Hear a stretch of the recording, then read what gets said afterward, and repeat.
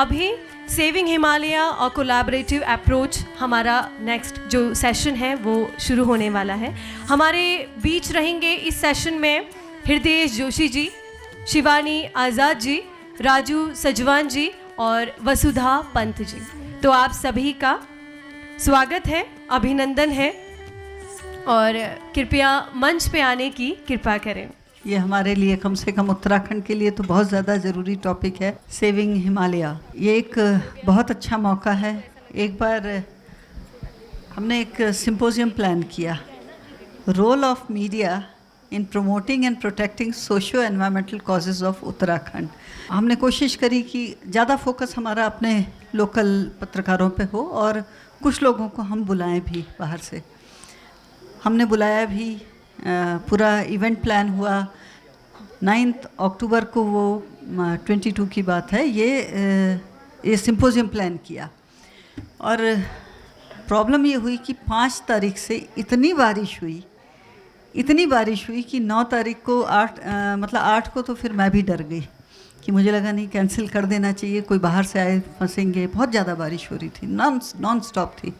तो मैंने ये, जब तक मैं कॉल करती, क्योंकि एक कोई बिहार से भी आ रहे थे, एक लखनऊ से थी जर्नलिस्ट, तो जब तक कि कांटेक्ट किया तो पता चला वो तो पहुंच गए हैं और गर्म पानी के पास हैं। फिर तो कुछ था नहीं, फिर तो हमें इवेंट करना ही था। दूसरी चीज़, 8 को ही मेरे पास एडमिनिस्ट्रेशन से फ़ोन आया कि सारा रेड अलर्ट है और आप ये क्या बेवकूफ़ी कर रही हैं। मैंने कहा बेवकूफ़ी तो मैं जब कर रही हूँ, लेकिन लोग आ चुके हैं जो बीच रास्ते में, अब उसको कैसे मना किया जाए। तो इवेंट प्लानिंग में कुछ अपने हाथ में भी, किसी भी लाइफ के किसी भी उसमें अपने हाथ में नहीं है। आप पूरा नेचर पे डिपेंडेंट है। नेचर के साथ आप कैसे चल रहे हैं, नेचर को आप कैसे एक्सेप्ट कर रहे हैं, नेचर के साथ आपका कैसा बिहेवियर है, ये एक बहुत बड़ा जो रिलेशन है, इसको कैसे मेंटेन करके चलना चाहिए। और जब हम उस पर फोकस करके चलेंगे, मुझे लगता है शायद तभी हम हिमालय से हिमालय की बात करेंगे। और ये जो पूरा हमारा इस सेशन का जो टाइटल है वो सेविंग हिमालय कोलैबोरेटिव अप्रोच, क्योंकि ये एक के बस की बात नहीं है। जिसका जो रोल हो सकता है, कोई कहे कि नहीं ये तो एनवायरमेंटलिस्ट का रोल होता है, इसमें जर्नलिस्ट क्या करेगा, या इसमें ये साइंटिस्ट ने प्लान करना चाहिए, ये पॉलिटिशियंस का है कि गवर्नमेंट का है कि ये इसको इस तरीके से ले करके चलें। लेकिन जब कोई नेचर का, जिसे कहा जाए कि उग्र रूप आपके सामने आता है, तो वो किसी एक के लिए नहीं होता है, वो सब के लिए होता है। आप लोग हमारे साथ इस सेशन में जुड़े हैं और अपने अपने जो लाइफ का एक करियर का बहुत बड़ा हिस्सा आपका एनवायरनमेंट के लिए जागरूक करना, क्योंकि आप जब भी कुछ एनवायरनमेंट के लिए लिख रहे हैं तो वो एक जागरूकता ही फैलाने के लिए है। तो आप हमारे साथ इसमें जुड़े हुए हैं, ये बहुत एक हमारे लिए सौभाग्य की बात है कि ग्रीन हिल्स, क्योंकि इसको ऑर्गेनाइज़ कर रहा है इस अल्मोड़ा लिटरेचर फेस्टिवल को। और हमें लगता है कि हम अल्मोड़ा लिटरेचर फेस्टिवल की जो पहचान भी आगे हम लेके चलना चाहते हैं, वो उसमें हमारी 2 जो चीज़ें हैं, एक हमारा हिमालय का पर्यावरण है जो हमारी स्ट्रेंथ भी है और कहीं ना कहीं हमारी वीकनेस भी बन गई है। तो हमारा एनवायरनमेंट है और हमारी स्पिरिचुअलिटी है हिमालय की। ये 2 चीज़ों के नाम से हमारा अल्मोड़ा लिटरेचर फेस्टिवल जाना जाए। अब मैं सीधे इस बात पे आती हूँ। हृदय जी, आप हमारे साथ जुड़े हुए हैं। आपकी मैंने एक पुस्तक पढ़ी, उसको पढ़ करके जो रोंगटे खड़ा करता है, मैंने कम से कम 6 कॉपीज़ दोनों की, इंग्लिश और हिंदी की मंगा के उसके बाद मैंने लोगों को दी कि पढ़ो, पढ़ना ज़रूरी है। पढ़ करके आप कम से कम उसको समझो कि क्या हो रहा है। ये एक जगह की कहानी नहीं है, ये पूरे हिमालय की कहानी है। केदारनाथ में जो त्रासदी आई थी, उसको आपने अपनी पुस्तक में बहुत एक, मतलब बहुत डीप, जिसको जाके कहा जाए, आपने उस चीज़ को लिखा है, उसको दिल से महसूस करते हुए, क्योंकि आप उस जगह में थे और आपने उस चीज़ को सामने लेकर के आए हैं। तो मैं थोड़ा सा उस तुम चुप क्यों रहे केदार, या रेज ऑफ रिवर मंदाकिनी, तो वो उसकी कैसी आपकी उस, जब आपने उसको बनाया है या उसके बारे में सोचा है, या उसकी जो पूरी आपकी यात्रा रही उस केदारनाथ की, उस समय की, मैं उसके बारे में हम लोग ज़रूर जानना चाहेंगे। बहुत बहुत शुक्रिया यहाँ पर हमें आमंत्रित करने के लिए। पिछले दिनों जो सबसे बड़ी पिछले दशक की एक स्टोरी है कि प्रधानमंत्री की यात्रा के लिए कितने पेड़ काटे गए कॉर्बेट में, वो शिवानी की ही स्टोरी थी, जिसको बाद में सारे लोगों ने फॉलो किया। तो आपने ये बात मैंने इस बात से मैं इसलिए शुरू कर रहा हूँ क्योंकि राजू जी एक संपादक हैं, उनके सामने कई स्टोरीज आती हैं और बहुत कम संपादक होते हैं जो उस तरह की कहानियों को छापने की भी हिम्मत दिखाते हैं, राइट। तो ये पुस्तक जो आपने कहा, ये अलग, अगर मैं ईमानदारी से कहूँ तो ये पुस्तक को लिखने का न मेरा कोई इरादा था और मैं बहुत रिलक्टेंट था। मेरे पूर्व संपादक प्रियदर्शन जी यहाँ बैठे हुए हैं, उनको मालूम है कि जब भी लोगों को पता होता था कि मैं कोई पुस्तक लिखूंगा तो उन्हें लगता था ये नक्सलवाद पे किताब लिखेगा, क्योंकि 6-7 से लगातार मैं नक्सलवाद को कवर कर रहा था। छत्तीसगढ़ के जंगलों में जाता था, बार बार दिल्ली में रहता था, लेकिन बार बार बहुत अंदर तक जाता था, जिसमें बाद में मुझे इंटरनल सिक्योरिटी एकेडमी के लोगों ने माउंट आबू में बोलने के लिए बुलाया और मैंने कहा मैं एक रिपोर्टर हूँ और मैं मानवाधिकारों पर बोलने के लिए आपके यहाँ आऊँगा तो आपको पता है कि आपके लिए मुश्किल हो सकती है। तो उन्होंने कहा नहीं, आप आइए, क्योंकि जिन इलाकों में किष्टाराम, बेजी और एर्राबोर ऐसी जगहों में जब आप जाते थे वहाँ हमारी पोस्टिंग होती, हम टीवी पे देखते थे। तो जब 25 मई 2013 को माओवादियों ने 30 कांग्रेस कार्यकर्ताओं को जंगलों में मार दिया था और वो हाईवे पर हमला हुआ था, तो मैं अपने सहयोगी सुधीर रंजन सेन से उस वक्त ये कह रहा था कि हम इस दशक की सबसे बड़ी स्टोरी कवर कर रहे हैं, क्योंकि 30 पॉलिटिकल एक्टिविस्ट को हाईवे पर, भोपालपट्टनम को जोड़ता है वो हाईवे ये जगदलपुर से, लेकिन उसके 2 हफ्ते के अंदर ही मैं 12,000 फीट की ऊंचाई पर था केदारनाथ में, और वहाँ 4,000 लोगों की सरकार ने खुद इस बात को स्वीकारोक्ति की है कि ऑफिशियली डेथ हुई। और जब हम एक बार तस्वीरें लेने के लिए हेलीकॉप्टर से उड़े तो ये था कि हम जाएंगे तो 2 लोग कम वापस आएंगे, ये डायलेमा था। तो एक हेलीकॉप्टर सिर्फ रसद गिराने के लिए जा रहा था, मैं और मेरे सहयोगी सिद्धार्थ पांडे उस हेलीकॉप्टर में गए। हमने कहा वो खाना का पैकेट हम गिरा देंगे, आप हमें ले जाइए, क्योंकि हम कुछ तस्वीरें चाहिए थी। तो हमने जो नीचे देखा, people were fighting over dead bodies to get those packets, क्योंकि वो इतने दिनों से भूखे थे। तो और जब मैंने उसके बाद दोस्तों ने कहा और मैंने लिखना शुरू किया तो आपको यकीन, और वो साल बहुत हैपनिंग था पॉलिटिकली, केजरीवाल का राइज हो रहा था, उसके बाद फाइलिन तूफान आ गया उड़ीसा में, मुझे वहाँ जाना पड़ा। तो ये किताब ट्रेन में चलते हुए, एयरपोर्ट में कहीं वेट करते हुए मैंने किस तरह से पूरी करी, लेकिन लोगों ने इसे मना कर दिया छापने से। उन्होंने कहा सब कुछ तो हो चुका है, कौन पढ़ेगा इस पुस्तक को, और it's a grim book, publishers need happy book, जो पढ़ना चाहते हैं लोग निराशा वाली किताब क्यों पढ़ें। तो ये डायलेमा था। एक बहुत बड़े, मैं नाम नहीं लूँगा, एजेंट हैं और बड़े बड़े राइटर्स के एजेंट हैं, उन्होंने बोल दिया, मैंने कहा अच्छा कोई तो इसे छापेगा। I was first time writer. उन्होंने कहा कोई नहीं छापेगा इस किताब को, उन्होंने ब्लंटली मेरे मुंह पे कहा। लेकिन फिर अब रेनू अगल नहीं है इस दुनिया में, हमारी सहयोगी, उन्होंने कहा हृदय हम छाप सकते हैं but not in short time जैसे आप चाहते हैं। तो मैंने फिर इसे हिंदी में एक तरह से सेल्फ पब्लिशिंग ही हुई, क्योंकि अब 10 साल बाद इसका प्रॉपर एडिशन आया है। लेकिन रेनू ने पेंगुइन छोड़ने से पहले इंश्योर किया कि अंग्रेजी में भी आए, और उसके बाद शायद हिंदुस्तान में इन चीज़ों की इतनी अहमियत नहीं है। मुझे अमेरिका की येल यूनिवर्सिटी में बुलाया गया इस बुक पे बोलने के लिए, क्योंकि वो चाहते थे कि मैं बताऊं कि ये, इसलिए नहीं कि मैं कोई बहुत बड़ा वो हूँ, उन्होंने इसलिए कि वो दे वांटेड टू लर्न कि एक जर्नलिस्ट के मुंह से कि उन्होंने क्या देखा। तो आज हिंदुस्तान जिस हालात से गुजर रहा है इन टर्म्स ऑफ डिजास्टर्स, तो आपने कहा कि आपको ये जो क्लाइमेट चेंज हो रहा है, मेरे दोनों साथी बोलेंगे, इसको कई बार म्यूनिसिपल अथॉरिटीज़ इस्तेमाल करती हैं अपनी इनकॉम्पिटेंस को छुपाने के लिए, कि अर्बन फ्लड हो गया, वो आपकी नालियों के साफ़ नहीं करने की वजह से हुआ है, और आप कह रहे हो क्लाइमेट चेंज हो रहा है। क्लाइमेट चेंज की वजह से नहीं हो रहा, वो आपके निकम्मेपन की वजह से हो रहा है। तो ऐसी सारी चीज़ों को समझने के लिए ज़रूरी है कि लगातार लिखा जाए। और मैं संस्थान में पहले काम करता था, वहाँ मेरे तमाम साथी और खुद डॉक्टर प्रणय रॉय कहते थे कि हर जर्नलिस्ट को किसी न किसी फॉर्म में किसी बड़ी घटना को ज़रूर डॉक्यूमेंट करना चाहिए। तो बहुत शुक्रिया यहाँ बुलाने के लिए। तो इस किताब के आने की कहानी इतनी सी है, और अब मुझे खुशी है कि ये जो है नए संस्करण में भी है और अंग्रेज़ी में भी है। बहुत बहुत शुक्रिया।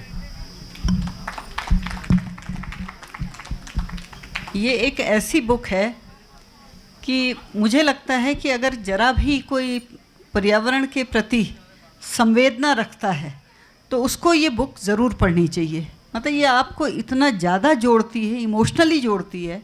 मैं अपना जानती हूँ, मैंने ये बुक जब ली और इसको पढ़ना शुरू किया, 2 दिन मैंने ऐसा रहा कि दिन भर काम करने के बाद ज़्यादातर पुस्तक को रात में ही पढ़ा जाता है, और वो रात में पढ़ी तो आप रात भर सो नहीं सकते।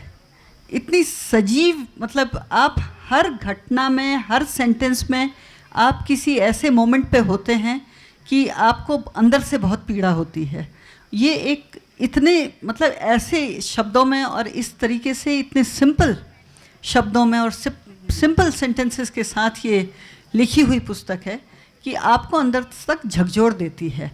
तो ये मेरा तो अपना अनुभव यही रहा। 2 दिन बाद फिर जब मुझे रियलाइज़ हुआ कि मुझे नींद नहीं आ रही है, कि आखिर कारण क्या हो सकता है, तो आई रियलाइज़ कि this is the only reason, कि मैं और तो कुछ कर नहीं रही हूँ, वही है जैसा रोज़ का है, लेकिन मैं 2 दिन से ये बुक पढ़ रही हूँ और ये बुक कहीं ना कहीं आपको दिल और दिमाग पे इतना हिला रही है कि इतना अंदर से एक तरीके का फ्रस्ट्रेशन भी दे रही है, कष्ट भी दे रही है।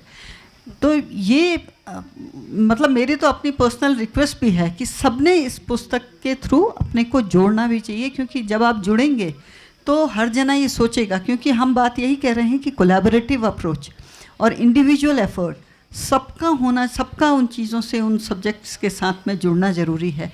आपका मैं अभी देख रही थी, एक सेंटेंस मैंने मार्क किया, लेट मी चेक।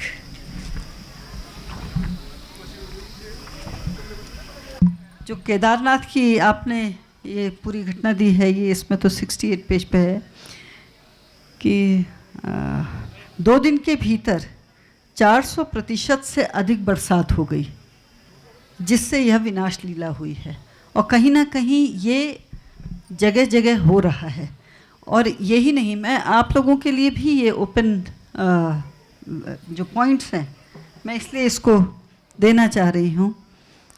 एक इसमें मेंशन किया है, जिस वक्त सरकार राहत कार्य का बड़ा हिस्सा पूरा होने का दावा कर रही थी, उस वक्त केदारनाथ, रामबाड़ा और गौरीकुंड में हजारों लोग जीवन मरण के सवाल से जूझ रहे थे।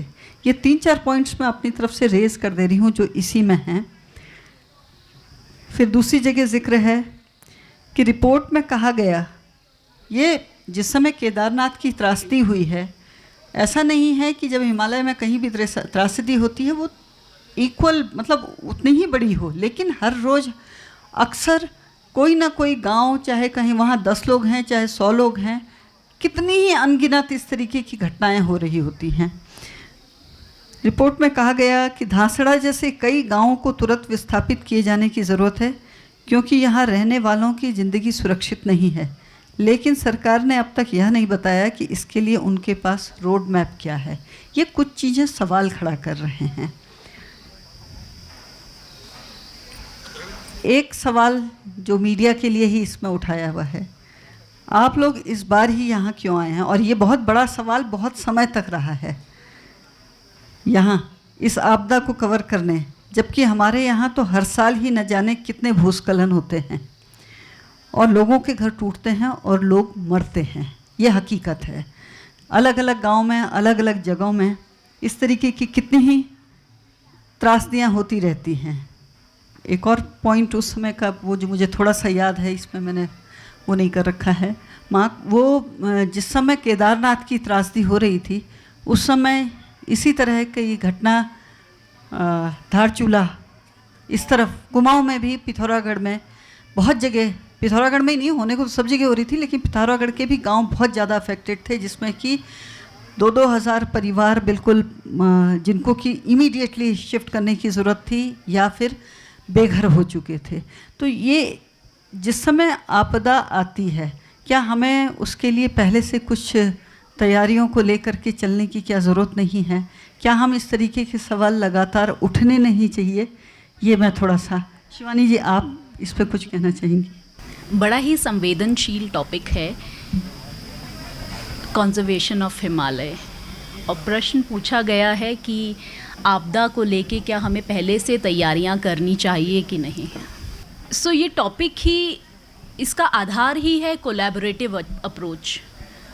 सो अब तैयारी करनी चाहिए, ये तो एक निश्चित चीज़ है कि करनी ही चाहिए, बट किस लेवल पे जाके करनी है वो हम लोगों को सोचना होगा, क्योंकि कई बार हम लोग कहते हैं कि कम्युनिटीज़ को इन्वॉल्व कीजिए, आप जो भी कुछ काम कर रहे हैं तभी उस चीज़ का बेनिफिट होगा। एट द सेम टाइम हमें ऐसा लगता है कि जो साइंटिफिक रिपोर्ट्स भी आजकल आ रही हैं, क्या हम उन्हें 100% इम्प्लीमेंट कर रहे हैं? For example Wadia institute of Himalayan geology की बहुत सारी स्टडीज़ हैं जिसमें वो बताया है उन्होंने कि भाई नैनीताल में इतना % एरिया है जो बहुत वल्नरेबल उसमें आता है कैटेगरी में सेस्मिसिटी को लेके, सिमिलरली मसूरी का and different parts of the country specially Himalayas. So जब हमें ऑलरेडी पता है कि ये एरिया सेंसिटिव हैं, why not take that kind of approach जिसमें डैमेज कम हो, क्योंकि क्लाइमेट चेंज हो रहा है, होगा। डिज़ास्टर्स जो हम कहते हैं सेस्मिसिटी है, बढ़ेगी ही बढ़ेगी ये चीज़ें, तो प्रिपरेशंस तो मैम चाहिए ही चाहिए। बट ये है कि कम्युनिटी, साइंटिस्ट, एनवायरमेंटलिस्ट, जर्नलिस्ट सब लोग मिलके एक बहुत ही हमें सॉलिड अप्रोच चाहिए। We have to agree to the fact कि चेंजेस आ रहे हैं, वेदर पैटर्न्स बदल रहे हैं और वो हिट कर रहे हैं, सभी को हिट कर रहे हैं, not just human beings but the wild life, the flora and fauna of Himalayas. And Himalayas are home to like 300 plus mammals, 10,000 plus vascular plants. So ये लोग कहाँ जाएंगे? सब पेरिश हो जाएंगे। So एक अप्रोच निश्चित रूप से हमें चाहिए जिसमें हम चाहे बफर जोन बनाएं कि इतने ऑल्टीट्यूड के ऊपर रिस्ट्रिक्टेड मूवमेंट हो या रेगुलेटेड मूवमेंट हो। I think this is need of the hour. It's just like coastal areas जहाँ पे हम लोग खुद ही अपनी समझ से आगे नहीं जाते हैं और जब कुछ होने लगता है तो हम लोग पहले अलर्ट कर देते हैं कि भाई सुनामी है या जो भी कुछ स्टॉर्म वगैरह आने वाले हैं, तो मछुआरों को बोल दिया जाता है उन कम्युनिटीज़ को साइड हो जाइए। So similar approach is needed even for Himalayas. कुछ ना कुछ तो करना ही रहेगा, बहुत हम लोग it's very high time now. Otherwise ये इस तरीके से, जैसे कि हृदेश सर ने बोला, किस तरीके से 2013 में उन्होंने नोटिस किया कि कैसे लोग एक दूसरे पे मतलब लाशों के अंबार से जा रहे थे खाना लेने के लिए, हम लोग में से कोई भी नहीं चाहेगा कि ये चीज़ें रिपीट हों। सो एक चाहिए, it's very high time now कि हम लोग एक स्ट्रैटेजी बना लें रोबस्ट। आपने अभी बात करी कि वाडिया इंस्टीट्यूट की तरफ से इतने रिपोर्ट्स आती हैं, क्योंकि साइंटिफिक काम जो भी है वो स्टडीज़ हैं वो अपने स्तर पे लगातार होती ही रहती हैं। तो आखिर क्या रीज़न लगता है कि उन रिपोर्ट्स को सीरियसली नहीं लिया जाता है, या हमें कोई काम जब हम कर रहे होते हैं, कोई भी डेवलपमेंटल काम हो रहा है, कुछ भी हो रहा है, वो इतनी जल्दबाजी में होता है कि बस उसको कंप्लीट कर देना है, जो उसकी जो साइंटिफिक एनालिसिस उसमें सजेस्ट कर रही है कि यहाँ पे ये चीज़ होनी चाहिए या नहीं होनी चाहिए, उसको क्यों नहीं इम्प्लीमेंट किया जाता है? और अगर नहीं इम्प्लीमेंट किया जा रहा है तो उसके लिए कौन रिस्पॉन्सिबल है और कौन उसको एनफोर्स कराने के लिए ताकत रख सकता है? ये है बहुत ज़रूरी चीज़। वेल, एनफोर्स कराने की ताकत जनता में ही थी, है और हमेशा रहेगी। पॉलिटिकल विल पावर कितनी है, एक चीज़ ये होती है, और दूसरी कई बार टेक्निकल चीज़ें भी ऐसी होती हैं कि हम चाह के भी उसी समय इम्प्लीमेंट नहीं कर पाते हैं चीज़ों को, क्योंकि एनालिसिस में टाइम लगेगा। एंड समटाइम्स छोटी छोटी बातें, चाहे इलेक्शंस होने वाले हैं तो फटाफट रोड बना दी, इलेक्शंस होने वाले हैं तो फटाफट ब्रिजेस बन गए, और वो जो होते हैं वो पैरामीटर्स पे सही नहीं होते हैं कई बार, और हम फिर देखते हैं त्रासदी होगी, बारिश आई तो ब्रिजेस गिर गए, बारिश आई तो रोड कोलैप्स हो गई, वो सारे फैक्टर्स हैं। सो आई थिंक इसमें जनता का बहुत स्ट्रॉन्ग रोल है यहाँ पे, कि जनता बहुत अलर्ट रहे अपने एरियाज़ को लेके, क्या कंस्ट्रक्शन एक्टिविटी है, कौन इन्वॉल्व है उसमें, who is taking the owners of this construction, B it road, bridge और वट एवर। आई एग्री, जो आपने ये चीज़ कही कि इसमें जनता को अलर्ट होने की ज़रूरत है। बहुत सारी चीज़ों को तो रोका भी जा सकता है अगर जनता एग्रेसिवली उसमें इमीडिएटली एक्शन पे आ जाए, क्योंकि यहाँ से, हमारे यहाँ से जागेश्वर की रोड है जो आरतोला से अंदर को जाती है, पूरा डेंस देवदार फॉरेस्ट है, और प्राइम मिनिस्टर की विज़िट हुई, उसके बाद इमीडिएटली ये हुआ कि रोड को चौड़ा किया जाना है, इतना फ़्लो होगा टूरिस्ट का, ये होगा। देवदार के अनगिनत ईयर्स, वो तो एक अजम्पशन है कि 500 साल, 600 साल या 1000 साल, वो 1000 पेड़ मार्क कर दिए गए कि इनकी फेलिंग होनी है और रोड को चौड़ा किया जाएगा, और तुरंत जो पब्लिक ग्रुप्स थे वो एक्टिवेट हुए और उस समय उसको किसी तरह हॉल्ट करा दिया गया। और हॉल्ट कराने के साथ फिर ये हुआ कि उसके लिए एक सॉल्यूशन भी निकाला गया कि भाई हाँ, अगर हम 3 मीटर बढ़ा रहे हैं तो 1.5 मीटर से काम चल जाता है, तो 1.5 मीटर बढ़ाया जाए। तो कम से कम अगर जो 1000 गिर रहे थे, हो सकता है कि 200 पे ही बात रुक जाए। तो इसलिए तो खैर जनता का अलर्ट होना बहुत ज़रूरी है। दूसरी चीज़ है कि मैं हृदय जी आपकी बुक में एक चीज़ और पढ़ रही थी कि मुझे बहुत दुख के साथ कहना पड़ रहा है कि देश की कई दूसरी नाकारा संस्थाओं की तरह एनडीएमए और एनडीआरएफ की मौजूदगी भी इस आपदा में नाम मात्र के लिए ही रही। उनका क्या उद्देश्य है, यह उनके बहुत सारे लोगों को भी पता नहीं था। कई जगह तो 3-4 दिन देरी से आए और जब पहुँचे तो उनके पास रस्सी और लाठियों के अलावा कुछ नहीं था। उनमें से ज़्यादातर कमज़ोर और कुपोषण का शिकार लग रहे थे और उन्हें अपने काम की कोई ट्रेनिंग भी नहीं थी। और वहाँ पे जो आप लोगों को जो भी वहाँ पे आपने देखा कि जिस तरीके से लोकल लोगों ने सपोर्ट किया, लोकल लोगों ने पूरी लीड ली, इसके बारे में थोड़ा सा आप इसमें डिटेल करेंगे। देखिए, मैं एक बात यहाँ पर कहना चाहता हूँ। शिवानी ने बड़ी अच्छी बात कही, जनता की बात, लेकिन सरकारों का जो चरित्र होता है वो इसके पीछे छुपने की भी कोशिश करते हैं। एज ए जर्नलिस्ट मेरी टेंडेंसी है कि मैं आई विल पुट जो काम सरकार का है वो सरकार करेगी।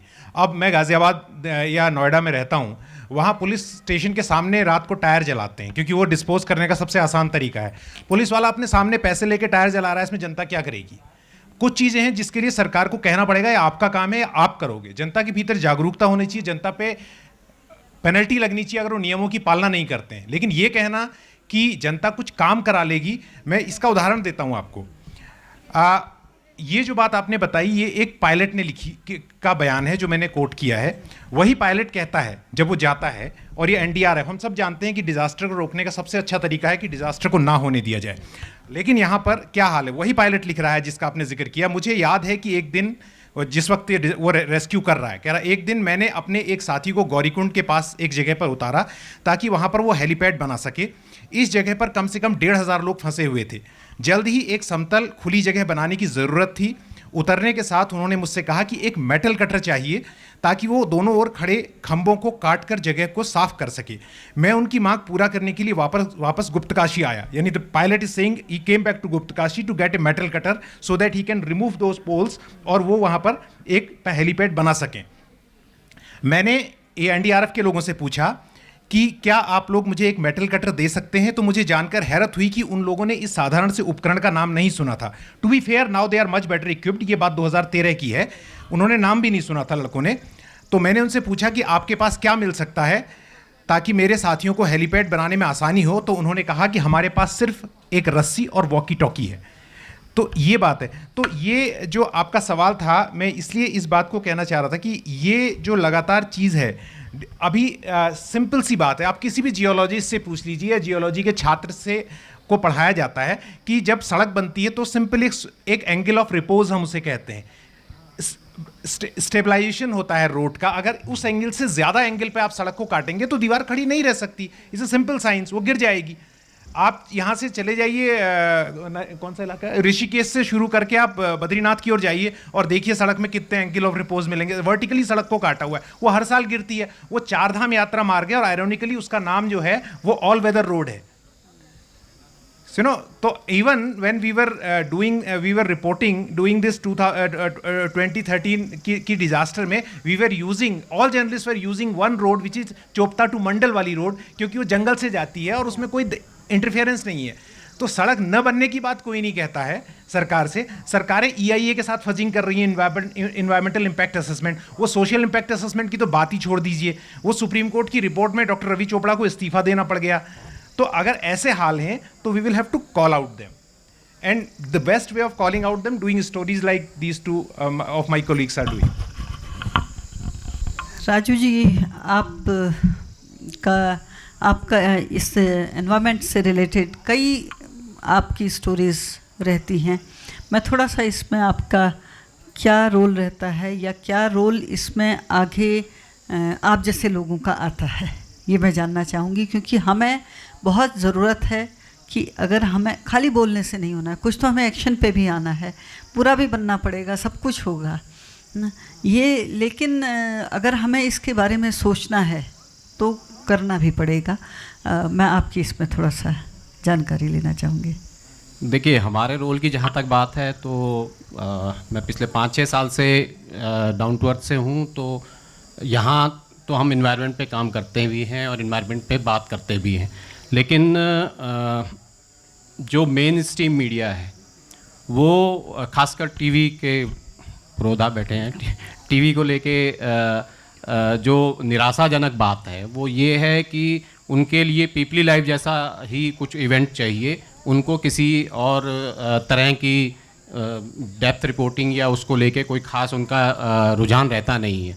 जैसे कि जोशीमठ पे हम लोग रिपोर्ट कर रहे थे, तो जोशीमठ में मेन स्ट्रीम मीडिया का केवल ध्यान उन 2 होटलों पर था जो कि गिरने वाले थे, और उनको लगता था कि ये गिरें, हम अपने यहाँ से जाएं, इनको देखते रहें, लाइव करते रहें। वहाँ पे जो भी लोग थे उनसे बात कर रहे थे। तो ये जो मेन स्ट्रीम का जो सोच है उसकी खामी की वजह से मीडिया बदनाम भी होता है, और हृदय जी को वहाँ पे सुनना भी पड़ा। हम लोग भी जहाँ जहाँ जाते हैं वहाँ सुनते हैं। जैसे कि जोशीमठ में जो हो रहा था, जब हम जोशीमठ को हम लोगों ने छोड़ दिया और रैणी चले गए, तो रैणी में केवल हम ही लोग पहुँचे थे, और रैणी भी लगभग वही स्थिति का सामना कर रहा था। रैणी को 2 साल पहले वहाँ पर जो आपदा आई थी तो उसको वहाँ से हटाया जाना था, रैणी को हटाया जाना था। गौरा देवी की मूर्ति को हटाया गया था क्योंकि एक लैंडस्लाइड हुआ था जिसकी वजह से गौरा देवी की मूर्ति अस्थिर हो गई थी, तो उनको हटाया गया था। और रैणी गांव के करीब 15 घरों को वो किया गया, मार्क किया गया कि इनको भी यहाँ से हटाना है। लेकिन उनको जिस गांव में भेजे जाने की बात हो रही थी, सुभाई गांव में, हम लोग वहाँ चले गए, तो वो लोग भी कह रहे हैं कि हमारे को भी वही 1-2 जनवरी की रात से उनके घरों में भी दरारें आई थी। लेकिन मेन स्ट्रीम के पास या किसी ऐसे मीडिया के पास इतना टाइम नहीं था कि वो सुभाई गांव जाएं। सुभाई गांव अपने आप में यूनिक गांव है, और इस तरह की चीज़ें इवन जोशीमठ की ही मैं बात करूं तो हम लोगों ने तकरीबन 1 साल पहले, यानी कि जब पहली दरार आई थी सकलानी गांव में, जिस घर में पहली दरार आई थी, हम लोगों ने रिपोर्ट की थी। 6 या 7-8 महीने पहले, 6 जुलाई में आई थी।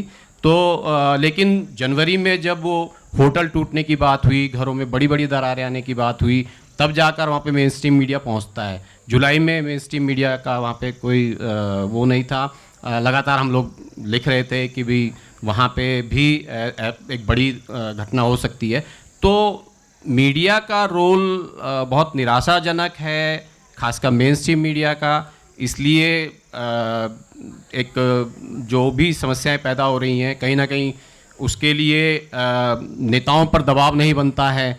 और जब हम जोशीमठ की, मैं दोबारा से बात करना चाहूँगा कि कैसे, मतलब जैसे शिवानी ने उसको कनेक्ट किया, आपने भी सवाल था, तो जोशीमठ का एकमात्र जो नेताओं पर दबाव इसी बात का था कि मेन स्ट्रीम मीडिया वहाँ पर था। वो लगातार ये प्रयास कर रहे थे कि किसी तरीके से मेन स्ट्रीम मीडिया वहाँ से हट जाए। वो उसके बाद, और हुआ भी यही, मेन स्ट्रीम मीडिया मतलब जनवरी में चला गया।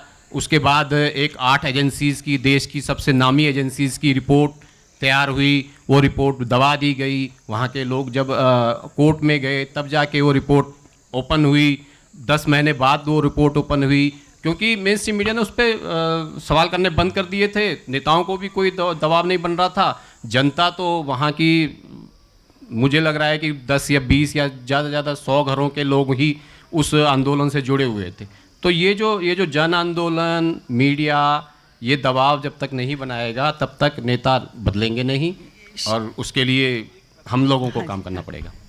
एक बात मैं इसमें जोड़ना चाहता हूँ, शिवानी ने भी उस समय स्टोरी की थी, शायद सबसे पहले स्टोरी करने वाले थे, मिश्रा कमेटी की रिपोर्ट पर। सरकार को ऐसा नहीं है कि पता नहीं था कि वहाँ क्या हो रहा है, सरकार को पता था। 1970 में पता था। 1970 में Mishra committee report was one of the reports, not only report, जिसमें बात कही गई थी कि जोशीमठ के साथ छेड़छाड़ मत कीजिए। उसके बाद चंडी प्रसाद भट्ट जी ने और डॉक्टर नवीन जुयाल ने भी उसमें पेपर्स लिखे थे, वो भी सरकार को पता था। सरकार के लोग उस कमेटी में थे। सरकार ये नहीं कह सकती किसी एनजीओ वालों ने वो कमेटी बनाई थी, वो धूल फांकती रही। और टू बी फेयर, वो इस सरकार की बात नहीं, पहले भी बीच में कई सरकारें आती रही, राइट। 2021 में जब पहली बार वो घटना हुई थी, वहाँ पर जब ग्लेशियर टूटा था, रौंठी ग्लेशियर में हुआ था, तो हम गए थे, तो ममता राणा नाम की एक लड़की मिली थी। मैंने उससे पूछा था कि ममता राणा तुम्हें डर क्यों लगता है, यंग चाइल्ड। शी सेड कि सर मुझे डर लगता है क्योंकि जब यहाँ से ट्रक जाता है तो ये पूरा पहाड़ हिलता है और ये कभी भी गिर सकता है, which is true. That's why जो ये बता रहे थे कि उसको हटाए जाने की बात है। उसके बाद अगले साल में फिर गया, जब दूसरा जोशीमठ हुआ, जब एक्चुअल जोशीमठ में प्रॉब्लम आने लगी, ममता राणा से फिर मिला। ममता राणा के साथ 4 महिलाएं गुस्से में थी, वो गई थी। जब हम रो रहे थे तब कोई नहीं आया, लेकिन आज जोशीमठ रो रहा है तो हम उनके साथ खड़े हैं, क्योंकि हमें पता है कि वो किस दर्द से जोशीमठ के लोग गुजर रहे हैं। तो सरकार को ये दिखाई नहीं देता, सरकार के प्रतिनिधि वहां से गायब हैं। सरकार ने जो बात राजू कह रहे थे, सॉफ्टली कह रहे थे, मैं इसको ज्यादा अपफ्रंट तरीके से कहूंगा। सरकार ने कहा, ये तो मेरे पास कोई सबूत नहीं है, पर रिपोर्टर्स ने मुझे बताया कि हमें कहा गया है कि लाइव ओबीवैन सेटअप यहाँ से हटाए जाए। इस खबर से हटना है, because people do not read जो वेबसाइट्स में छपता है ना, वो टीवी का जो स्पेक्टिकल है वो देखना पसंद करते हैं। तो ये बात मुझे डॉक्टर नवीन जुयाल ने बताई, जो कि वेल नोन रिनाउंड जियोलॉजिस्ट हैं और सुप्रीम कोर्ट की कमेटी में भी रहे हैं, कि Joshimath is like a small battalion which is waiting for a commander का एक आदेश का इंतजार कर रही है। तो क्यों है वो स्मॉल बटालियन? क्योंकि वो एक पैराग्लेशियल जोन है। ग्लेशियर पहले था, पीछे हट गया, वो मलबा है जिस पर वो घर बने हुए हैं। अब वो कमांडर कौन है? वो कमांडर है क्लाइमेट चेंज, जिसका आप जिक्र कर रही थी। जिस दिन वहां तेजी से बरसात होगी तो उस बटालियन को आगे बढ़ने का आदेश मिल जाएगा, वो पूरा का पूरा शहर नीचे चला जाएगा। Now which is very tragic, but as an eye opener, government is witnessing that in Bageshwar also. They are witnessing it in Almora, Pithoragarh also. They will witness in coastal areas also, because वहाँ पर भी वही कर रहे हैं, western Ghats में भी वही हो रहा है। तो हमें जो कंडीशनिंग की जाती है, सॉरी मैं बस फिनिश कर रहा हूँ, हमारी जो कंडीशनिंग की जाती है कि जो विकास है, जो आर्थिक तरक्की है, उसके लिए environment is a deterrent, environment is a militating factor, माना रोकता है उसे। वो कंडीशनिंग ही गलत है। जब आप इन्वायरमेंट का नेचर का ख्याल रखेंगे तो आपकी जीडीपी जो है वो काफ़ी बचेगी। और ये मैं नहीं कह रहा हूँ, मैं आपके साथ एक लिंक दूंगा जो आप पोस्ट कर सकते हैं कहीं पर। ये अमेरिकन यूनिवर्सिटीज़ का पिछले 50 साल की रिसर्च का नतीजा है कि अगर इंडिया ने इन्वायरमेंटल डिजास्टर नहीं झेले होते तो इंडिया की जीडीपी आज की जीडीपी की 30% ज़्यादा होती, क्योंकि आप सारा जो अपना पैसा है वो कोस्टल एरिया से लोगों को हटाने में, फिर उन्हें वहाँ बसाने में, फिर ये पहाड़ की ये करने में। तो this is something A secretary should be sitting here saying. लेकिन मैं एक बहुत पीछे का पत्रकार हूँ, बड़े बड़े पत्रकारों ने और यंग पत्रकार कह रहे हैं इस बात को, तो दिस गवर्नमेंट को सुनने की ज़रूरत है। राइट, वेरी वैलिड पॉइंट्स, क्योंकि जब तक सवाल नहीं उठेंगे तब तक उस पर एक्शन भी नहीं होगा।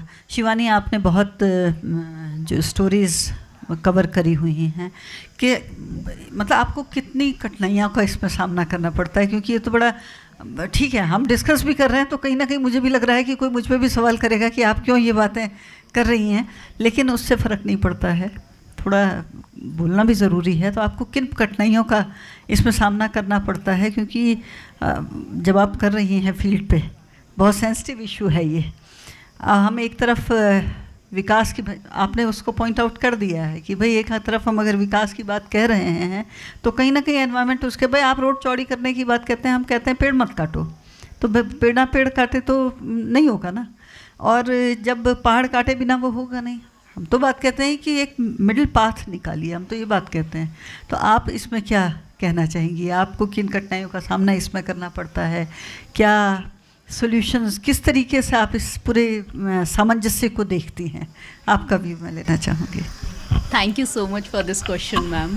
एंड राजू सर ने और रिदेश सर ने बड़े ही प्रेम से समझाया कि मेन स्ट्रीम मीडिया अपना काम नहीं कर रही है। ये तो हालांकि हमने ये देखा नहीं, she is in times of India, और हमने ये देखा कि जब हमने ये सिंपोजियम की बात करी, कोई आने को तैयार ही नहीं था, कोई जुड़ने को तैयार नहीं था। मतलब हमने कर लिया वो, ठीक है, अपने मन की भड़ास निकाल ली। हमें उस समय डीएफओ थे, वो थे, एक डीएफओ होने के बावजूद भी उन्होंने बड़े ओपनली बहुत सारी चीज़ें कही थी, तो that was very remarkable. Media नहीं था साथ में उतना, अपितु बड़े ही प्रेम के साथ दोनों ने ही हर बार बोला कि मैंने बहुत सी स्टोरीज करी हैं, जो कि पहली बार करी, जो चाहे वो जोशी मठ वाला हो, 6 महीने पहले टाइम्स ऑफ इंडिया ने मई में कवर कर ली थी त्रासदी, अगले साल जनवरी से रिपोर्टिंग शुरू हुई थी। तथापि ये कहना बिल्कुल सही होगा कि जिस तरीके से किया जा सकता है और ज़्यादा कन्विक्शन के साथ, वो कहीं ना कहीं गैप है।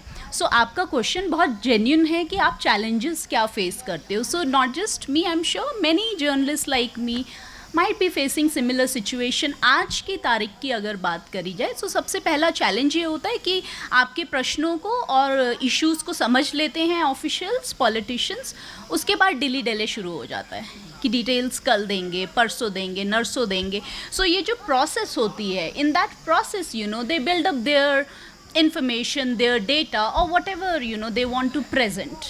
It's a kind of narrative, they get enough time, because you being responsible journalist, you can't just go ahead and report with lack of information. You want everything to be accurate when you report, right? It has to be a credible information. So ये एक challenge है। ऐसा नहीं है आप जिस chair पे बैठे होते हो आपको सब पता है कि फलां प्रोजेक्ट है, ये इसका स्टेटस है, ये है, तो आप क्यों जर्नलिस्ट को रोकते हो? क्यों बोलते हो कल इन्फॉर्मेशन मिल जाएगी या 2 दिन बाद? अगर आप ट्रैवल कर रहे हो समझ आता है कि भाई once I will come back I will get you the information, but वो भी टू बी ऑनेस्ट एक्सेप्टेबल नहीं है, क्योंकि व्हाट्सएप का वर्ल्ड है।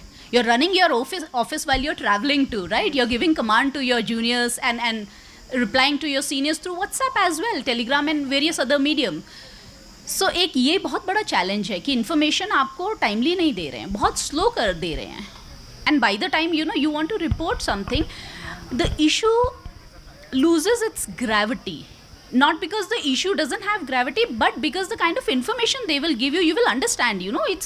It's just very superficial sort of information which is provided to you. So ये एक बहुत बड़ा चैलेंज है। I am sure everybody across, everybody is facing this issue. ये बहुत बड़ा है। और दूसरा, आई सी मैनी जर्नलिस्ट सो आप कुछ स्टोरी भी करना चाह रहे हैं तो फिर आपको पता होता है कि वो ऑलरेडी इंफॉर्मेशन के साथ बैठे हुए हैं, and they are sharing it with the concern politicians और officials, and also that's also a challenge. अगर आप कुछ अच्छा काम करना चाह रहे हो जनता के लिए, समाज के लिए, वो कहीं ना कहीं वो भी एक चैलेंज बन रहा है आज की तारीख में। और उसमें here I would like to bring to fore, जैसे कि सर्स ने बताया कि मेन स्ट्रीम मीडिया उतना इफेक्टिव काम नहीं कर रही है। Similarly for the main stream media the challenges, छोटे वाले जो हमारे पत्रकार आ रहे हैं, जो इस तरीके की रिपोर्टिंग कर देते हैं जो कई बार बहुत ज़्यादा निराशाजनक होती है। आपको लगता है कि ये आंकड़े तो गलत हैं, ये आंकड़े तो बिल्कुल बनाए गए हैं, क्योंकि आपने या किसी बहुत ही एक्सपीरियंस जर्नलिस्ट ने उस चीज़ पे रिपोर्ट पहले करी हुई है और सही आंकड़े लाए गए हैं, बट वो छोटे रिपोर्टर, छोटे पोर्टल उनके चल रहे हैं, वो रजिस्टर्ड हैं और वो धड़ल्ले से व्हाट्सएप ग्रुप यहाँ वहाँ बिल्कुल स्पैमिंग कर देते हैं उस इन्फॉर्मेशन की। सो ये दूसरा बहुत बड़ा चैलेंज है आज की तारीख में। बहुत क्रेडिबल फोरम्स हैं जहाँ हम लोग जाते भी हैं, पढ़ते हैं और रिलाई करते हैं कि ये इन्फॉर्मेशन है, बट आम जनता जो हर समय रील पे समय निकाल रही है या पढ़ लेती है तुरंत ही, वो नहीं समझ पाती डिफरेंस कि ये हो क्या रहा है, ये कैसे रिसर्च की जो वेल रिसर्च होना चाहिए। छोटी सी बात मैं कह रहा हूँ कि एक प्रॉब्लम क्या आती है बड़े मीडिया हाउसेस में। एक मैं आशावादी बात कहना चाहता हूँ यहाँ पर कि बहुत कुछ लिखा जा रहा है और अच्छा लिखा जा रहा है, ऐसा नहीं है कि सब कुछ खत्म हो गया है और ये सब है, लेकिन बड़े मीडिया हाउसेस में खेल क्या होता है 2 तरीके से। पहले एक अच्छी स्टोरी को अंदर के पेपर्स में दबा दिया जाता है। पहले तो जैसे शिवानी ने कहा कि जैसे हम कोई स्टोरी करते हैं, कोई रिपोर्ट लिखते हैं, तो उसमें एक वर्जन चाहिए होता है अफसर का, तो अफसर बात ही करने से मना कर देते हैं। तो उसका बेस्ट तरीका लिखने का ये है कि हमने उन्हें कॉन्टैक्ट किया और जब उनका जवाब आएगा हम अपडेट करेंगे। तो वेबसाइट्स ऐसा करती हैं, पर टीवी में खास तौर से क्या कहते हैं लोग कि जब आ जाएगा हम तब करेंगे, और तब तो इशू ही नहीं रहेगा, राइट? कि टीवी तो रोज ऐसा है कि जैसे इमरती का आज ऑर्डर है तो आज इमरती बिकेगी, तो आज अगर वहाँ अगर शिल्पा शेट्टी का कुछ हुआ है तो आज वही चलना है, ठीक है? ये this is sad part of television. और दूसरी बात उसमें ये है कि उसको टोन डाउन करना, स्टोरी में ऐसा करना कि उसको विक्टिम नैरेटिव बता दो। जैसे बस्तर के जंगलों में अगर आदिवासी परेशान हैं तो पूरी कहानी ये लिखते जाओ कि आदिवासी परेशान है, आदिवासी परेशान है, आदिवासी का इतना रिच कल्चर था। अरे आदिवासी किसकी वजह से परेशान है?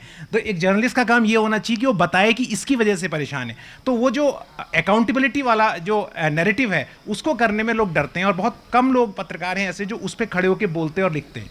1 मिनट का करेक्शन मैं भी कर देता हूँ, क्योंकि शिवानी ने सीधा मास मीडिया में कहा है, तो मैं इसको थोड़ा सा करेक्ट कर देता हूँ। दरअसल मैं शुरू से मानता रहा हूँ कि जर्नलिज्म 2 तरह का हो रहा है, क्लास जर्नलिज्म और मास जर्नलिज्म।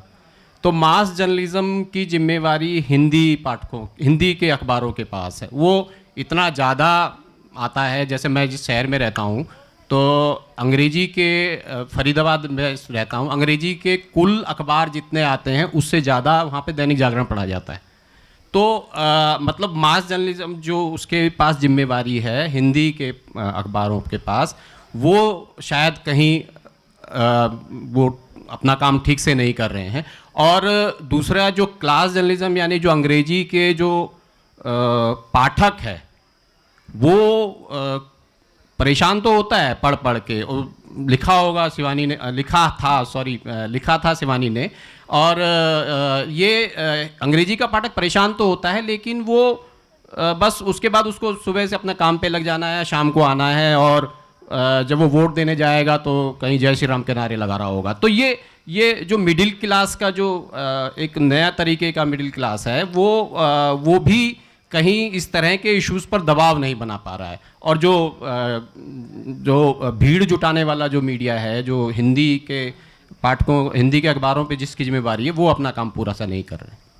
एक चीज़ मैं हृदय जी ये जानना चाहूँगी, जैसे जब ये केदारनाथ वाली स्टोरी आपने करी, मैंने अभी पढ़ के भी बताया था कि जो एलिगेशन लगाया गया कि आज केदारनाथ जैसी जो ट्रेजेडी हुई है, आपदा आई है, तो मीडिया वाले आए हुए हैं। अदरवाइज़ मीडिया तो कहीं इस चीज़ में आ ही नहीं रहा है। हमारे यहाँ तो रोज़ रोज़ की घटनाएं हो रही हैं। तो जो डिस्ट्रिक्ट लेवल होता है मीडिया, या डिस्ट्रिक्ट में भी और भी छोटे स्केल पे भी रहता है, तो क्यों नहीं वहाँ पे इस चीज़ को एनफोर्स कराया जाता है कि इस तरीके की जो घटनाएं हैं इन पे एक फोकस ज़्यादा से ज़्यादा हो, ताकि वो प्रॉब्लम रोज़ की रोज़ सामने आए और रोज़ की रोज़ उसके ऊपर पता तो चले कि क्या करना चाहिए। कहने में अच्छा नहीं लग रहा है क्योंकि बार बार वही बात कहनी पड़ रही है। जो दिल्ली में काम करते हैं, मुंबई में काम करते हैं, उन पत्रकारों से ज़्यादा प्रतिभाशाली और संवेदनशील पत्रकार इन छोटी जगहों में हैं। लेकिन क्या होता है कि अखबार के दफ्तर वाले उनसे खबर लाने से ज़्यादा ऐड लाने की उम्मीद रखते हैं, राइट? तो जब उसकी जिम्मेदारी ये है और उसको अपना घर चलाना है, राइट? यहाँ पर बैठ के मेरा भाषण और प्रवचन जो है वो बहुत अच्छा लग सकता है थोड़ी देर के लिए, लेकिन he has to, he has a mother in hospital, a child in school, और उसका अपना जीवन है। तो वो क्या करेगा? ठीक है, तो ये इसलिए मैं बोल रहा हूँ कि सरकार की जिम्मेदारी जब भी तय करनी हो, उसको कहने में हमें नहीं हिचकना। ज्यादा से ज्यादा लोग हम पे उंगली उठाएंगे कि इस तरह से बोला है, लेकिन क्योंकि मैं छोड़ चुका हूं, कई लोगों की मुश्किलें होती हैं, कई बहुत अच्छे लोग हैं, वो संस्थानों से जुड़े हुए हैं, लेकिन मेरे ऊपर ऐसा कोई दबाव नहीं है निष्पक्षता दिखाने का या ये कहने का नहीं सरकार भी अच्छा काम कर रही है। सरकार बहुत घटिया काम कर रही है। And this medium has not suffered bad reporters, it has suffered very bad editors.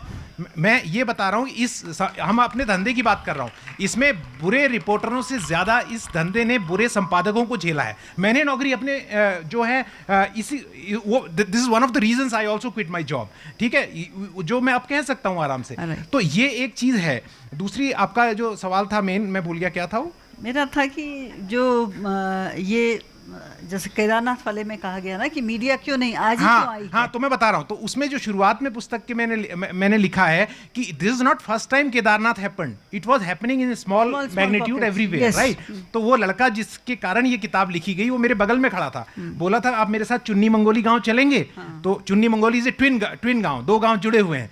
तो मैंने कहा इसमें ऐसी क्या बात है? उसने कहा नहीं, दिल्ली जाने से पहले एक बार आप चुन्नी मंगोली जरूर आइए। पिछले साल वहां ऐसा ही लैंडस्लाइड आया था, 28 लोग दब के मर गए थे, लेकिन वो खबर यहां, मतलब ये मैं जोड़ रहा हूं, उसने नहीं कहा, लेकिन वो खबर जो ऊखीमठ से दिल्ली पहुंचते हुए रास्ते में ही मर गई। क्यों? क्योंकि उस खबर का कोई पैरवा करने वाला नहीं था। इस बार बड़े बड़े लोग फंसे थे, दिल्ली के लोग फंसे थे, मुंबई के लोग फंसे थे, हरभजन सिंह के फंसने की खबर आ रही थी, तो बड़े बड़े ओबी वैंस गए, जो है विजय बहुगुणा जो कांग्रेस के थे तब, वो 10 जनपद पहले गए और उन्होंने वहाँ के दरबार में हाजिरी लगाई। जबकि उसी उनको याद करना चाहिए कि जब 9/11 हुआ था तो रॉबर्ट जुलियानी जो हैं वो क्या कहते हैं, ग्राउंड जीरो पे खड़े होकर उन्होंने इंश्योर किया था कि मैं तब तक नहीं जाऊंगा जब तक कि ये तो उनका काम यहाँ आना था, ना कि जो आपने कहा ना, ना कि वहाँ जाना था दरबार में हाजिरी लगाने की हम कुछ कर रहे हैं। तो this is something which is reflects very badly on our politicians, on our administrators.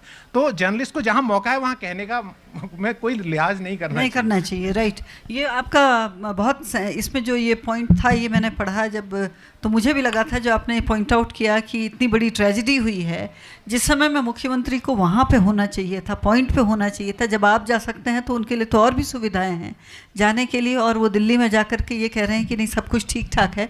तो ये बहुत एक हमारा गलत कैरेक्टर को दिखा रहा है, और ये दिखा रहा है कि हम किस डायरेक्शन में हैं। वो छोटी छोटी घटनाएं हुई थी उस समय, सॉरी क्योंकि मुझे टाइम मिलेगा नहीं कहीं और ऐसा कहने का, यहाँ पर मंच मिला हुआ। 2 छोटी छोटी घटनाएं हुई थी वहाँ पर। मैं जब इंटरव्यू लेने गया उस आपदा के बाद, और सरकार वॉज लाइंग थ्रू टीथ, मतलब वो झूठ बोल रहे थे पूरा तो मुख्यमंत्री ने मुझे इंटरव्यू देने से मना किया उस वक्त, और कहा कि, और उनके स्टाफ ने डायरेक्टली उन्होंने नहीं कहा, स्टाफ ने कहा कि आप बहुत से खुश नहीं है चैनल। तो मैंने कहा मैं उनको खुश करने के लिए रिपोर्टिंग नहीं करता हूं। तो ये पहली चीज़ थी। दूसरा, इस गढ़वाल के इलाके में आपको मालूम है, आप चले जाइए, आपको अगस्त मुनि में मिलेंगी सुशीला भंडारी। सुशीला भंडारी के बारे में शिवानी और ये राजू दोनों आपको बता सकते हैं। सुशीला भंडारी को मैं बहुत लंबी स्टोरी को छोटा करके बता रहा हूँ, एक बांध का विरोध करने के लिए जेल में डाल दिया गया, और सुशीला भंडारी ने ये चाहते हुए कि सरकार उन्हें छोड़ सकती है, अपनी जमानत लेने से मना कर दिया।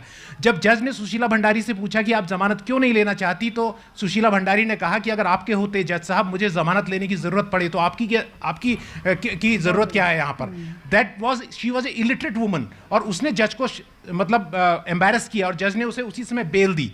ठीक है। उसके बाद जो वहाँ के एमपी साहब हैं, जो अभी कौन सी पार्टी में, बीजेपी में है, पहले कांग्रेस में थे, तो सारे लोग पहले कांग्रेस में थे, अब बीजेपी में है। तो ये लोगों को बेवकूफ़ बनाने का एक तरीका है कि ये पार्टी अच्छी है, वैसी पार्टी खराब है। सारे जो, I am not using the word strong words, लेकिन जैसे पान सिंह तोमर का डायलॉग मैं यूज़ कर सकता हूँ। वो कहता है कि डकैत जो होते हैं वो चंबल में नहीं, डकैत पार्लियामेंट में मिलते हैं, चंबल में बागी मिलते हैं। I am quoting him, so I am totally insulated है। ठीक है। तो उन्होंने क्या किया, उन्होंने चुनाव लड़ा पौड़ी से, और 32 गांव ने उन्हें वोट दिया इस बात के लिए कि वो डैम नहीं आएगा, और उसके मेरी बुक में डॉक्यूमेंटेड है। उसके बाद वो कभी उन गांव में नहीं गए चुनाव जीतने के बाद। This is the truth about our politicians, our Devbhoomi Himalaya के पॉलिटिशियन, उनका बता रहा हूँ नीचे जाने से पहले। मैं हृदय जी, एक चीज़ जो मैं उस समय आपकी ये पुस्तक का पढ़ना चाह रही थी, जब मैं धारचूला पहुंचा तो लोग गुस्से से उबल रहे थे। हर किसी की यही शिकायत थी कि अभी कोई अब तक यहाँ क्यों नहीं आया। यहाँ कई गांव में भारी बर्बादी हुई थी, लेकिन मदद यहाँ नहीं पहुँची थी। सरकारी आंकड़ों के मुताबिक उस वक्त पिथौरागढ़ के धारचूला और मुंशियारी के 235 गांवों के 1421 परिवारों को तत्काल विस्थापित किए जाने की ज़रूरत थी। 150 परिवार बेघर हो गए थे। सरकार ने वादा किया कि वह सभी परिवारों को 1 साल 1/3 तक 3,000 रुपये की सहायता देगी, लेकिन सरकार के इन दावों के बीच मुआवजा और सहायता न मिलने की शिकायतें भी सामने आती रहीं। अपनों से बिछड़ने, मौत और दर्द की कहानियां थमने का नाम नहीं ले रही थी। ये एक बहुत सेंसिटिव इशू है, बार बार घूम फिर के वहीं पे आ रहा है कि जब इतनी बड़ी त्रासदी हुई तो वहाँ पर मीडिया का फ्लो गया, लेकिन उसी स्तर की दूसरे हिस्से में भी हो रही थी जिसकी कि कहीं कोई जिक्र भी नहीं आया। ये चीज़ कब रुकेगी, इस तरीके की कैसे रुक सकती है? ये शिवानी जी और सजवान जी आपसे इस चीज़ का। सो ये बहुत ही सिंपल क्वेश्चन है, और बहुत ही मतलब जब आप प्रश्न कर रहे थे तभी मेरे जहन में आ रहा था। ये बिल्कुल वही है कि नेटवर्क कहीं कहीं होता है, हर जगह क्यों नहीं होता। तो ये जो मोबाइल कंपनी वाले हैं, ये टावर्स वहीं लगाते हैं जहाँ पे जनता होती है, इनको फ़र्क नहीं पड़ता। फिर बाकी जो 10 लोग हैं उनको वो अपने रिश्तेदारों से बात कर पा रहे हैं या नहीं कर पा रहे हैं। छोटे छोटे गांव हैं। यही एक कहानी है कि पूरे इलाके में यही पूरी कहानी है कि आपको यही पूरा जवाब भी है। हाँ, आप ये पाठक को तय करना पड़ेगा ना कि उसको क्या पढ़ना है। अगर वो उसको लगता है कि मोदी जी जो कह रहे हैं या राहुल जो कह रहे हैं वही उसको फ्रंट पेज पे चाहिए, तो कहीं ना कहीं हमारा जो ऊपर बैठा हुआ, जिसको हम लोग बेड एडिटर बोल रहे हैं, वो उसके पास जिम्मेवारी जो है, उसको अपना बिजनेस भी देखना है, उसको अपना उसको मालिक का दबाव होता है कि उसको ज़्यादा से ज़्यादा कॉपी बिकनी चाहिए, विज्ञापन आना चाहिए। हाँ, तो ये पाठक जिस दिन मना कर देगा कि मुझे ये नहीं पढ़ना है, तो शायद बेड एडिटर को थोड़ा सा अकल आएगी और हाँ, ये खैर और जो शायद यही एक वजह भी है कि सोशल मीडिया जिस तरह से हावी हुआ है।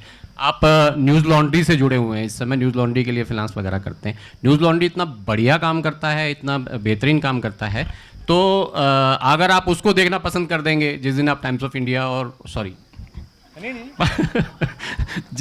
टाइम्स ऑफ इंडिया में बहुत स्टोरी छपती हैं। मैं जब रिसर्च करता हूं तो मुझे स्वीकार करना चाहिए कि वहां मुझे सारे ओरिजिनल स्टोरीज वहीं छपती हैं, इतना बड़ा ग्रुप है। लेकिन एक बात है ना कि न्यूज़ लॉन्ड्री की बात करें, न्यूज़ लॉन्ड्री पे आज 50 नोटिस हैं, वो झेलने के लिए भी एडिटर को तैयार रहना चाहिए, और वो तैयार हैं। वो कहते हैं कि हमें रेस में दौड़ने वाले घोड़े चाहिए, शादी के घोड़े नहीं चाहिए, राइट। तो ऐसे सोचने वाले एडिटर्स भी चाहिए। एक जो जब मैं एनडीटीवी में काम करता था और मेरे संपादक यहाँ बैठे हैं, तो ये लोग मेरी स्टोरी चला देते थे, कभी भी चला देते थे, चाहे रात को चला दे, इनको दिक्कतें होती थी पर ये मेरी स्टोरी चलाते थे, राइट। तो मेरे दूसरे साथी कहते थे कि जैसी स्टोरी तेरे यहाँ चलती है, अगर हम प्रपोज भी कर देना ना तो हमें नौकरी से निकाल देंगे। तो वो संस्थान की ताकत थी कि मैं वहाँ वो स्टोरी बता सकता था। वो मुझे क्योंझर भेज सकते थे, वो मुझे कालाहांडी भेज सकते थे।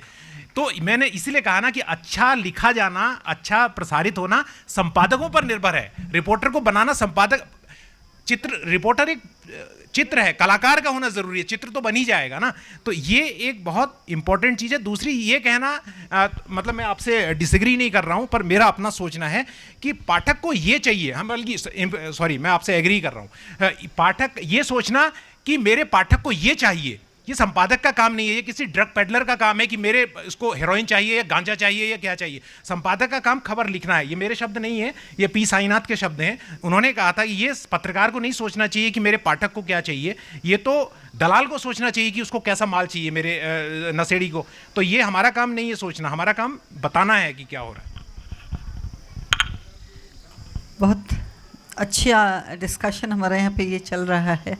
और एक पॉइंट आपने किया है, क्यों हमारे पहाड़ इतने कमज़ोर, मैं इसी के साथ कंक्लूजन पे आऊँगी, क्यों हमारे पहाड़ इतने कमज़ोर और भंगुर हो गए हैं कि जरा सी हलचल से एक के बाद एक तबाहियों का दौर शुरू हो जाता है। इसमें आबादी के बढ़ते दबाव के साथ साथ विकास के असंतुलित मॉडल और संसाधनों के दोहन की कोई योजना न हो, इसके प्रमुख कारकों में है। तो इस चीज़ को कैसे रोकने में कोलैबोरेटिव अप्रोच कैसे आता है? मैडम का इंटरेस्टिंग क्वेश्चन है, कोलैबोरेटिव अप्रोच कैसे होगी? वो कल से शुरू हो जाएगी। सोनम वांगचुक जी ने फिर से अपील करी है कि जो जहाँ पे है हिमालय को बचाने के लिए अपनी तरफ से प्रोटेस्ट करे, और केवल प्रोटेस्ट नहीं, कोशिश करे कि कम से कम हम यातायात के साधनों का या बिजली के साधनों का प्रयोग करें। कल इस तरीके से हम सब लोगों को अपना संदेश देना है कि हम हिमालय को बचाना चाहते हैं। सबसे बड़ा कोलैबोरेशन शायद हम लोगों का, हम यहाँ अल्मोड़ा में आज बैठे हैं, वो हो सकता है हिमालय के प्रति। एक आम जनता की तरह, जर्नलिस्ट की तरह नहीं या किसी लेखक की तरह नहीं, एक आम जनता, एक वो जनता जो हिमालय के प्रति संवेदनशील है, उन लोगों की तरह। सर आप अल्मोड़ा के लोगों से सीधा सीधा कहना है तो मैं ये कहूँगा कि कैंची धाम का विरोध करिए। उसका जो कैंची धाम में जो ओवर क्राउड हो रहा है उसका विरोध करिए, तो धीरे धीरे बातें शुरू होंगी। पहाड़ को लेके चिंताएं जो हैं वो अपनी जगह पर हैं। और वो जैसे अब जोशीमठ की बात है, तो जोशीमठ ने एक इंडिकेट किया है कि जितने भी इस राज्य के या दूसरे राज्य के जो बड़े शहर हैं उसमें इसी तरह का होने वाला है। मैं आपके यहीं देख रहा था कि 7 मंजिला 8 मंजिला मकान बने हुए हैं। तो वहीं कैंची धाम के रास्ते से आ रहा था, मैं बता रहा था वहाँ पे 7-8 मंजिला मकान बन चुके हैं। तो ये पहाड़ की जो झेलने की क्षमता है वो हर बार जब भी कार्यक्रम होता है, जब भी कोई कार्यक्रम मतलब आपदा होती है, जिसको प्राकृतिक आपदा बोलना बहुत गलत है, प्राकृतिक आपदा हम लोग बोलते हैं, तो जब भी ऐसा कुछ होता है तो कह दिया जाता है कि जो इसके पहाड़ के या शहर के झेलने की क्षमता को कैरिंग कैपेसिटी बोलते हैं। ये लोग हर बार बोलते हैं कि सरकार बोलती है कि हम करेंगे, लेकिन वो भूल दिया जाता है। तो ये सब जो है तभी होगा जब हम अपने अपने स्तर पर, अपने अपने क्षेत्र में, अपने अपने इलाके में काम करके इसका विरोध करेंगे। लद्दाख वाले सोनम वांगचुक की बात हो चुकी है। सोनम वांगचुक इसी चीज़ का तो विरोध कर रहे हैं कि जो विकास का उत्तराखंड ने जो झेला है वो उनके इलाके में ना हो, ताकि इसलिए वो उसका विरोध कर रहे हैं। तो ये सब कलेक्टिव अप्रोच इस तरीके से बनेगी बात। Collaborative approach is a good word, very nice word, just like CSR, right? It gives you a reason to be एक bad guys good guys together. But collaborative approach की एक डेफिनेशन होनी चाहिए कि जर्नलिस्ट की अप्रोच एंटागोनिस्टिक होनी चाहिए सरकार के साथ, राइट, नॉट कोलैबोरेशन सरकार कर सकती है। उसका कोलैबोरेशन ये होगा कि वो मेरे लिखे हुए आर्टिकल को पढ़े और फिर मुझसे पूछे कि ये कहाँ हुआ, कैसे हुआ। हालांकि ये मेरा काम नहीं है बताना, सरकार का खुद का काम, उसके पास इतने संसाधन है, पता करना है। तो सरकार को ज़रूरी है कि वो समस्याओं को सुने। That is the only collaboration we can have. अब सरकार ये सोचे कि हम एक कार्यक्रम चलाएं, मैं कोई नाम नहीं लेना चाहता, मेरे मुंह से निकलने को ही था बिल्कुल, जिसके पीछे एक बड़ा सा ये हो कि फलाना ढिमकाना सफाई कैसे रखें, हाथ साफ करें, और वो एक कंपनी के साथ हो, उसमें एक मिनिस्टर आए, फिर उसके बाद उससे हाथ मिलाएं, उसका माल्यार्पण हो। That is also a collaborative approach कि हम बच्चों में जागरूकता फैला रहे हैं और वो बच्चे साफ सुथरा रहें। ये सिर्फ एक 30 सेकेंड के ऐड से ये बात कही जा सकती है और बच्चों को स्कूल में ही बताया जा सकता है कि सफाई रखना बहुत अच्छी बात है। लेकिन बाबा रामदेव के अगर ऐड चलने लगे और वो कोलैबोरेटिव अप्रोच हो जाए स्वास्थ्य के लिए, तो आज हम सबको मालूम है, अगर आप लोग जानते हैं तो एक ट्विटर हैंडल है लिवर डॉक, ठीक है, अगर आप उसे फॉलो करें, which is there in our standing committee reports also. जो बात वो कहते हैं कि स्टैंडिंग कमेटी की रिपोर्ट्स में भी कहा गया है कि भैया एलोपैथिक दवाइयाँ में तो प्रॉब्लम है, लेकिन जो होम्योपैथी दवाइयाँ हैं या आयुर्वेदिक दवाइयाँ हैं उनमें भी बहुत खतरनाक जो मिश्रण ऐसे मिलाए जा रहे हैं जिससे आपका नुकसान हो रहा है, और रिसर्च के आधार पे कहा गया। तो हमारी स्टैंडिंग कमेटी ने भी स्वीकार किया, वो उसी बात को बताता है। लेकिन वो कोरोना के वक्त जो है वो कहता है कि सामने रख के चैनल उसे बैठाते हैं, it is a proxy ad, he is speaking about his Coronil and you know this thing. I am sorry, यहाँ तो नहीं है ना स्पॉन्सर तो हाँ, तो मेन बात मेरा कहने का ये है, सिर्फ छोटी सी बात ये कहने की है कि सरकार को सवाल पूछना हमारा काम है, फिर वो सरकार उसे कोलैबोरेटिव मानती है या नहीं मानती, ये सरकार की समस्या।